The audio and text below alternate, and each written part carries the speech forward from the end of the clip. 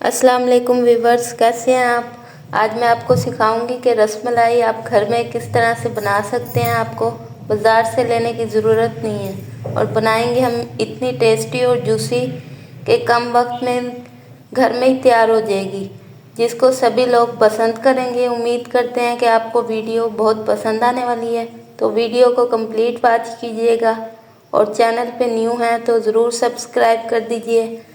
तो आइए video start करते हैं। तो सबसे पहले हमने 1 लीटर दूध लिया नूरपुर का, 1 कप चीनी लिया,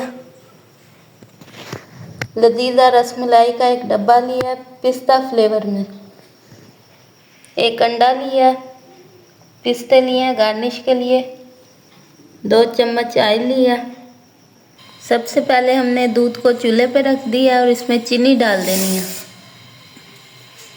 सबसे पहले हमने रसमलाई का पैकेट डालना है और इसमें 2 नीडो के दूध के पैकेट शामिल करने हैं। ये मर्ज़ी है, आप डालें ना डालें, ऑप्शन है। इसके डालने से रसमलाई बहुत मज़े की बनती है। अब इसमें 1 अंडा शामिल करना है। अंडे को हमने थोड़ा थोड़ा डालना है, जब पेस्ट सख्त हो जाए तो फिर अंडा नहीं डालना। इनको अच्छी तरह से मिक्स कर लें, फिर इनकी बॉल्स बनानी है। अब इसमें 2 चम्मच ऑयल शामिल करते हैं।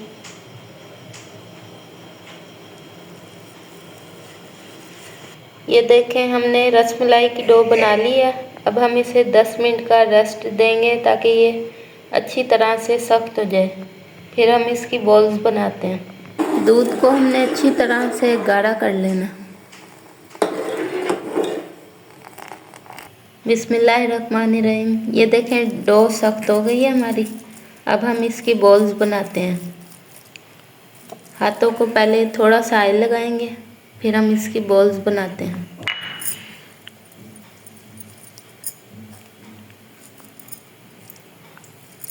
अक्सर लोग ये शिकायत करते हैं कि हमारी रसमलाई टूट जाती है, लेकिन जब आप इस तरीके से बनाएंगे ना तो आपकी रसमलाई नहीं टूटेगी।